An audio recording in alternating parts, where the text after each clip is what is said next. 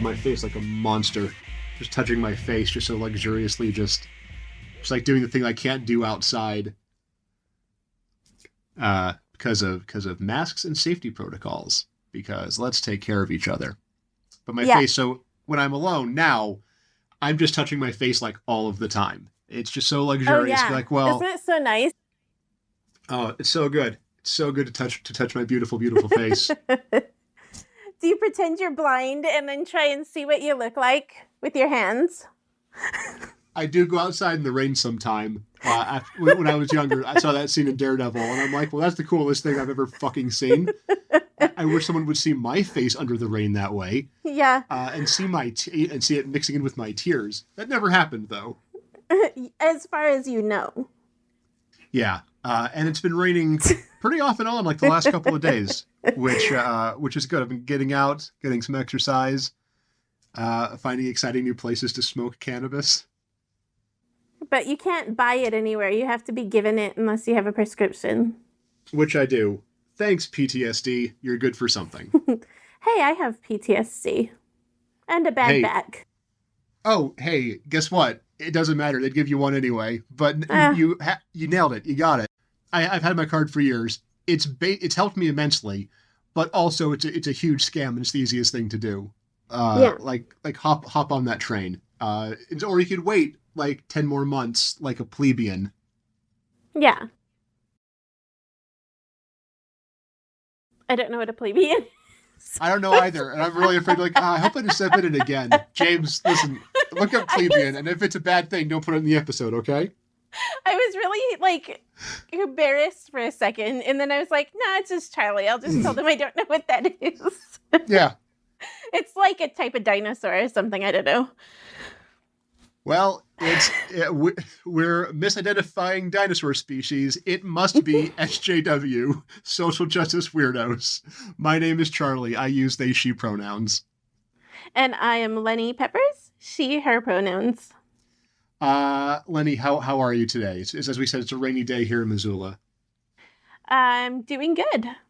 Excellent. It's a nice, dark and spooky evening that we're recording this. Yeah, thunder, lightning. And let's not forget that there is an ongoing global catastrophe that is keeping us all indoors. So why don't we spend a little bit of time with the Father of Frankenstein, James Whale? Absolutely. Nice lead into that. I'm very excited because I think that the story of Frankenstein, or the modern Prometheus, is a real touchstone for me my whole life. Like, I've always sort of loved the mythos, and I've loved the films, and I've loved various adaptations of the book. And I like the book well enough too. I really love the life of Mary Shelley, who wrote, her first draft, her first run at Frankenstein, or the modern Prometheus, when she was hanging out in Lake Geneva with her husband and Lord George Byron. Oh yeah. And they were there. There was an indoor year because there was a volcanic eruption that just fucked up the climate that year. Just one explosion on one part of the planet made that whole year extra cold. I believe it was called the year without a summer. Much like we are now hiding away due to ongoing things that happen across the world. Yeah, that was the year where everybody had to get together and just sleep with each other to stay warm all year. Just big groups of people, right? Yeah, it was a walking orgy if you had any kind of pull. I mean, no, people were just DTF all of the time. Mary Shelley, of course, had sex on her mother's grave. Her mother being the very influential feminist Mary Wollstonecraft, and if I ever get the chance, that's exactly what I'm going to do. I'm going to go find Mary Shelley's mother's grave. Sure, absolutely. I was going to. Okay. I'm probably not going to have sex on my mother's grave, God forbid. But if we can find, let's just go around and not. Okay. Speaking of orgies, let's just go and have a big orgy on the graves of famous feminist thinkers, and call that an art project. Yeah, we'll call it Mothers. And we just have a big feminist thinkers' mothers' graves. Yep. Perfect. Great job on that. But no, Mary Shelley, OG awesome, invented the genre of science fiction. One of the great, people who changed culture forever. And all of that lead up is leading us to talk about the filmmaker of some of the adaptations of her film. This is James Whale. He was most notably known as a director of horror films, though he himself did not like being associated with the horror genre, which I think is kind of an interesting thing, again, as a fan of horror films, to see not like, okay, even like genre film, I'll say, is like Alec Guinness, like just fucking hated being in Star Wars. Like he was just like, it was a payday and it became his most well-known thing. And it disgusted him that it was this like bullshit Gleep Glorp space opera movie. and James Whale too was a little upset that he was associated with the horror genre. There's also a great novel about his life called The Father of Frankenstein, also known as Gods and Monsters, which the book was then renamed Gods and Monsters to tie in with the book, written by Christopher Bram, who also wrote a really great book that was very influential called Imminent Outlaws, which was about sort of the great queer writers. I read that at a point where I kind of needed a book like that. So I'd recommend both of those books, and also probably every movie that I'm recommending here on out. So caveat, I might just be full of shit and basing this on a movie, but you know what? Do your own research. Don't get all of your knowledge from a podcast, especially one as goofy as this. So he's born 22nd of July, 1889, in Worcestershire, England.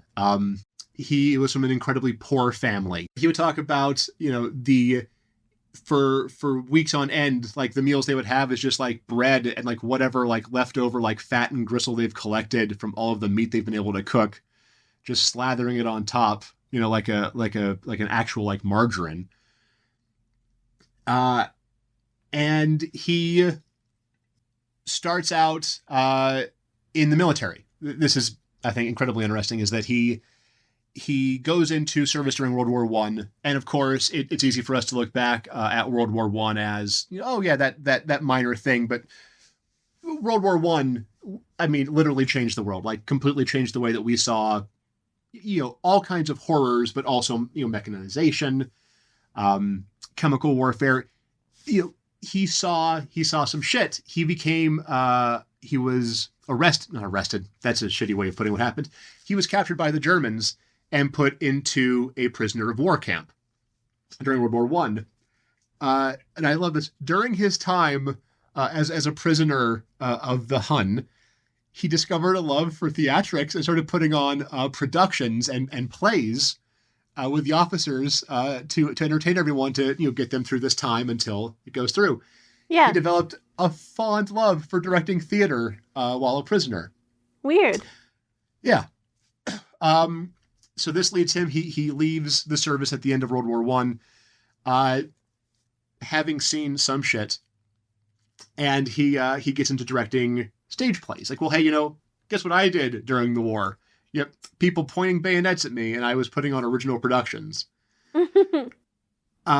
So here's where we should really talk more about. So that's the basic sort of lead up to James Whale's creative life. But more importantly, I think to the purview of this podcast specifically is his sexuality. James Whale was a gay man, and not in the way that we can like look back at subtext.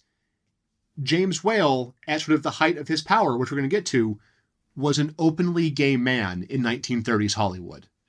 At a time where in Hollywood and in California and in the United States, it was a crime. It was something you could be put in prison for, something you could be locked up, and all the terrible things that happen, to people during times when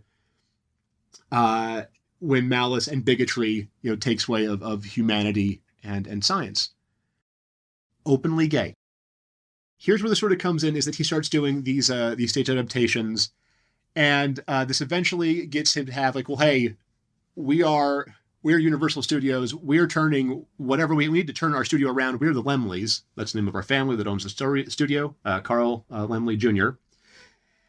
I am going to, from my official proclamation, I am going to bring up whatever we can. Let's play. Hey, James Whale, come over. You directed the stage play. Come direct the film version. Hey, it's a hit. We'd love you to make another film. We just made flippity billion 1930s dollars, which was not flippity billion, more like millions of dollars. Huge hit on this Dracula Todd Browning just did. We're making another horror film. We're adapting, we know you don't like horror, but we're adapting another classic novel, Frankenstein, or The Modern Prometheus. James Whale signs on, and he directs one of the greatest movies of all time. It's one of those things where all of these parts come together in this sort of perfect movie. And I'll get to my rankings and things on this in a second. So this gay British man casting several of his friends, in a very, hey, we're putting on a show like, oh, hey, we worked in the theater, Colin Clive, come be on this. Mm-hmm. And then, of course, Boris Karloff, like Karloff the Uncanny, Karloff the Great, one of the greatest, film actors of all time, like one of my all-time loves, has one of the greatest performances ever put to film. It still holds up. Huge hit. They ask him to do a sequel eventually. He's able to go off and do some other films, but eventually he's like, hey, let's get the gang back together. Bride of Frankenstein. And he's like, yes, I like more creative control, and I have some ideas about the plot and cast. And he makes probably one of my top 2 films of all time, Bride of Frankenstein. A beautiful film that, knowing what we know about his life, is absolutely stunning how fucking gay that movie is. It's a cast made up mainly of other gay actors and bisexual actors and people who were married to bisexual actors. And it's a beautiful film, and I love it, and I could talk about it forever, but we're talking about James Whale's career. This movie it's amazing. It's beautiful. It's heart-wrenching. Elsa Lancaster as the eponymous Bride of Frankenstein is beautiful. And she had her own crazy life. She grew up in a vegetarian cult in England. And she would write, she wrote about in her memoirs about how her bit of teenage rebellion would be she'd go to the store and spend what little pocket money she had on bouillon cubes and just secretly munch on bouillon cubes to get that meat. She had a fascinating life. She also hated being associated with this movie. She hated being the Bride of Frankenstein. She did not care for the fandom around it. Love her to death. She's also a Mary Poppins. Check it out. And so he makes this movie, and it's beautiful and it's brilliant, and it stars Colin Clive, who was a gay man, Ernest Thesiger, who was this great British just sort of character actor. This very I'll explain in a second. He plays Dr. Pretorius, this very swishing gay Mephistopheles, very tempting. It's good evening, Henry Frankenstein, not Victor Henry Frankenstein. I know that you're wedding night, but come with me and let's make a life together. And then they do, and it's weird, and it's a comedy, and it's great. Ernest Thesiger would famously walk into Hollywood parties and say, hello, everyone, who's up for some buggery? Just very flamboyant guy. Jumping ahead a little bit, there's another film that he made in this time, James Whale made in this time, called The Old Dark House, that was thought lost for many years. It was rediscovered, and I have it on DVD. I recently rewatched it. And, another James Whale film, Ernest Thesiger plays a character named Dr. Femme. Mm-hmm. Femme, a film made in the 1930s. And so he is, consciously or subconsciously or not, he is sort of infusing his movies with sort of this camp sensibility, this very highly stylized eye, and this real understanding of rejection. And he keeps going, and he keeps making movies for 10 years. He has a fine career as a director. Mm-hmm. He made Showboat. He made a version of Showboat that I think is regarded as the definitive Showboat, if that's a thing anyone has any opinion on. Good luck with that, nerds. Okay. Here's where and he was well off. He invested well. He and his partner, long-term partner, David Lewis, the two of them were together for 20 years, I want to say. The two of them were long-term partners, cohabitated, lived together up until sort of the last years of James Whale's life. He suffered a stroke in 1956 that left him pretty rough. Could barely get around, in a lot of pain.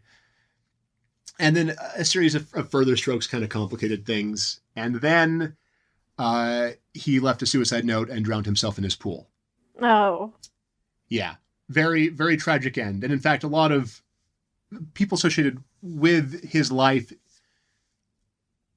were devastated. The Christopher Brown book, Father of Frankenstein, which again is a novel and not based entirely on fact, has some posits that it might be, he may have been murdered. I don't believe that. His suicide note, which is available to read online, if you have any interest in that,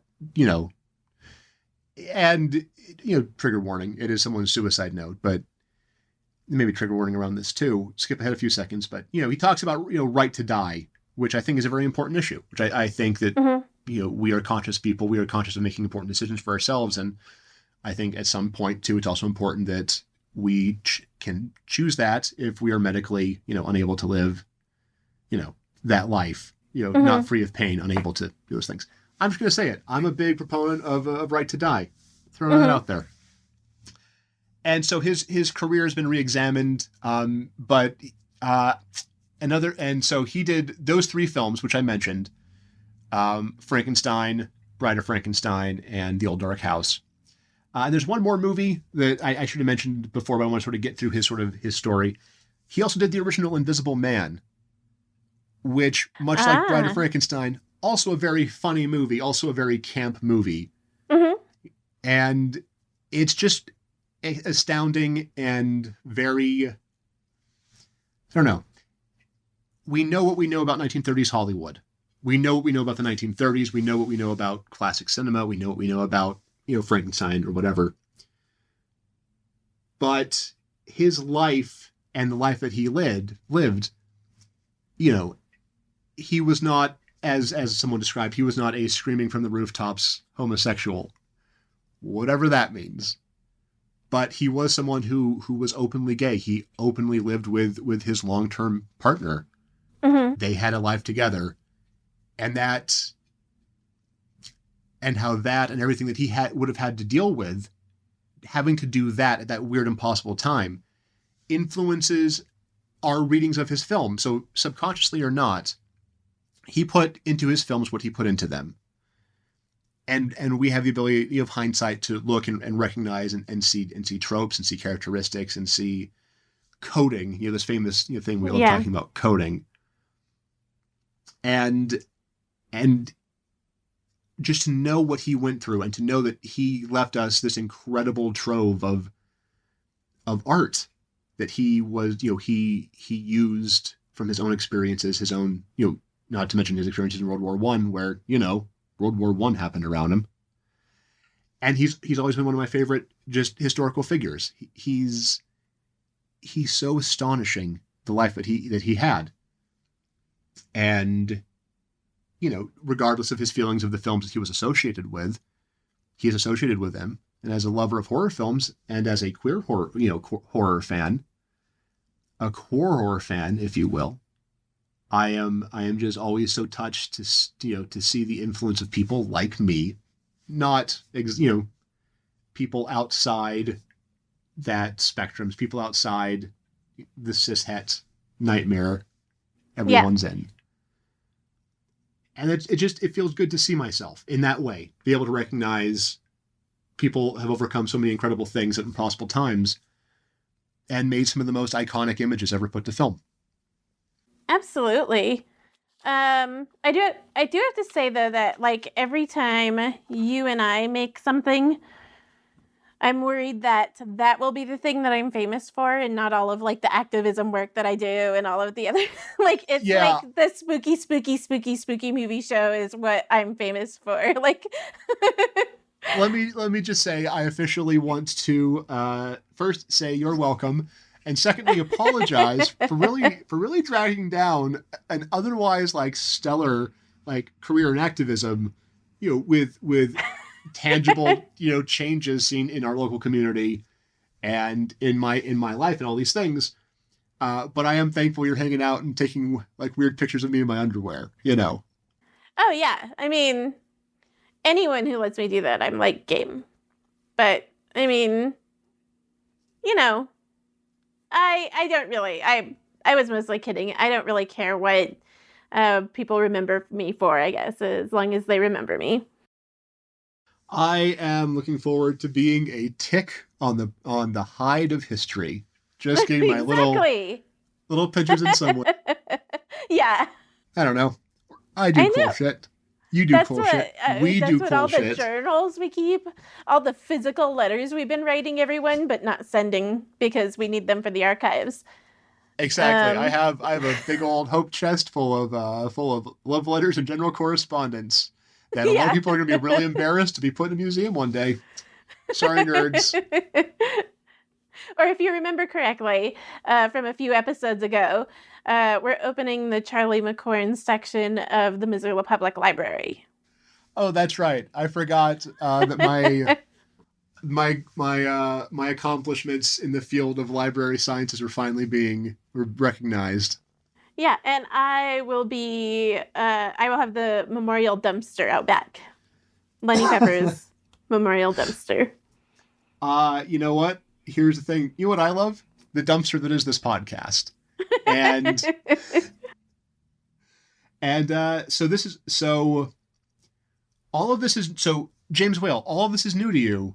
Tell me your thoughts. Tell me what stands out. Specifically, where you're talking about like how you enjoy like seeing somebody stepping outside of the heteronormative, like patriarchal American point of view in like early film history, really, really speaks to me because like at the same time in history, when I watch films from that age, I definitely don't get to see a lot of representations of myself as, well, not at all as a queer Native American woman, but even just as a Native American woman from that time, like, or even just as a Native American. So I can understand like the importance of having someone like this to like look back into history on. And so that's what I really love about this podcast is being able to bring these people back up from history and remind everyone that, it doesn't take that much digging to like find representation as far back as, you're willing to dig. Yeah, it's and the thing that is interesting is like there are some times that you have to dig. We talked about on the show before, different people that we had to like dig into the lives of or dig into the topics of because there's not a lot of information out there about it. Mm-hmm. But it's the ones where you don't have to dig are so interesting. The ones where it's just there, which I've always liked. As a lazy person, first of all, like the least amount of work that I would have to do. I love The Bride of Frankenstein, the like iconic imagery of that like stripe going up the hair and everything. It's not only like fun to watch, but it's always been like aesthetically pleasing to me, like the entire film. Yeah, it's like I said, it's one of my favorite movies ever. It is. I've hosted screenings of it. I've showed it to countless people. And my favorite part about that movie, like one of my favorite parts about that movie, and maybe one of the reasons that I like it, as someone that likes to make people uncomfortable and I like to fuck with people, I like that moment when you're like in a crowd watching this movie, like, well, we're seeing this classic movie none of us have seen before. And that audience reaction, again, miss movie theaters, but that audience reaction of like, when the audience realizes it's a comedy. Yeah. And that sort of like, okay, well, here's this serious, like, ooh, movie and the laughter. And I appreciate that. I really like that. The horror comedy is my favorite, that's my favorite blend of horror, Yeah. Like I like all kinds of horror, but give me a good capital G. And I have impossible tastes to meet. I have impossible tastes. I have been to the mountain I have eaten the fruit of the great films. Bring it, nerds. I gotta quit calling our listeners nerds. They're probably nice people. There are probably some jocks in there. I bet the jocks hate this show. Much or maybe how they tolerated me in high school. They'll just tolerate me on this podcast. We did have some passive aggressive jock response to this show, where there was another podcast who, like I said, passive aggressively posted a because we talk a lot about Indigenous and Native issues on this show. Sure. A episode specifically about Native American team names, which I had planned on doing several weeks ago, but because they had posted that, I refused to I don't want to acknowledge that. I don't want to get into any of this with any of these people who are trying to, so, but it was super weird, that they would, that these, they're oh, these social justice weirdos, let's post this about it. Hey everyone, look at this thing that I don't like. If you don't like it too, then we obviously are right about something. I kind of hate how the internet has just become and hey, James Whale, I'm sorry you're getting bundled into this conversation. I hate how the internet has really just become there are 5 websites that all do basically the same thing. And it's just, I don't know, it creates bubbles around people, regardless, I think, of political ideology or even sometimes intellect. I think it insulates people if we're only, not saying that we need to let shitty bigots talk. No, deplatform these assholes. It's the only way that they learn. But what I'm saying is that there is more nuance out there than I think the internet is really letting us see in the world. And I think that nuance is maybe what we need right now. Solving all of the problems. Do you know what I just heard you say? What's that? Start throwing some bricks. Start throwing some bricks. This has been Social Justice Weirdos. Thanks for tuning in. My name is Charley. And I'm Lenny. And as we said, first of all, let me just say sorry that I rambled for 30 minutes. I just get really excited about old gay horror films. But yeah, that brings the end of this here podcast. I think everyone should get excited about old gay horror films. Yeah, hey, everyone, get excited about old gay horror films. Which, hey, patent pending. We're going to put that on a t-shirt. Yeah. Thanks for listening. And remember, if you can't do anything, you can at least throw a brick. Good night. Night.